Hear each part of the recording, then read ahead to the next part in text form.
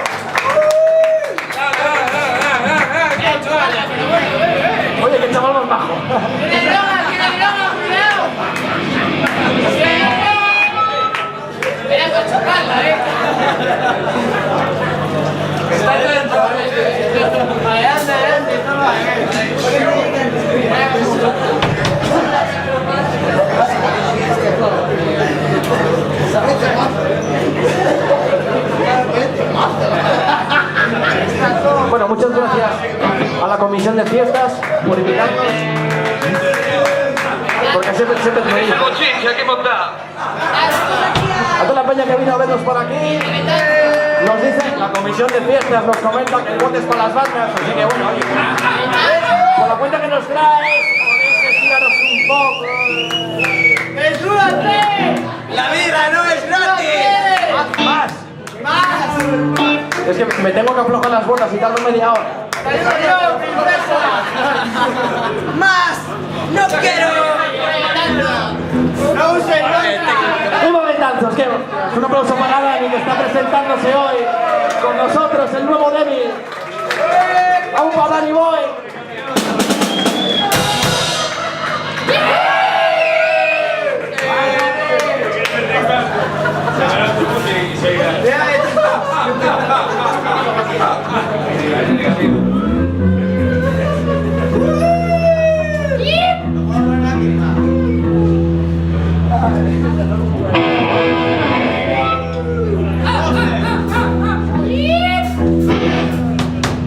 Bueno, es el de más mítico, sale la maqueta. Pero a ver algo bonito delante aquí montado,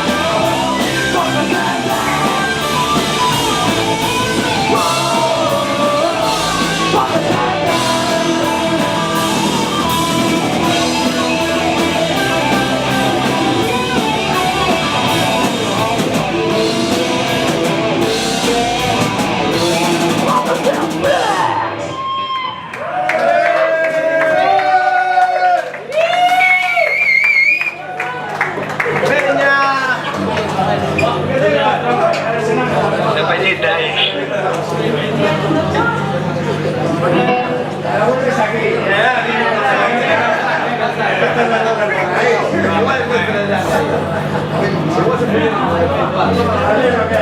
¡Otro más! Por supuesto. Espera, que perdió el tenis. ¿Tenéis otro o qué? ¿Tocamos otro, no? Una más o nos vamos ya, dejamos de hacer barullo aquí. Si queréis vamos para casa, ¿eh?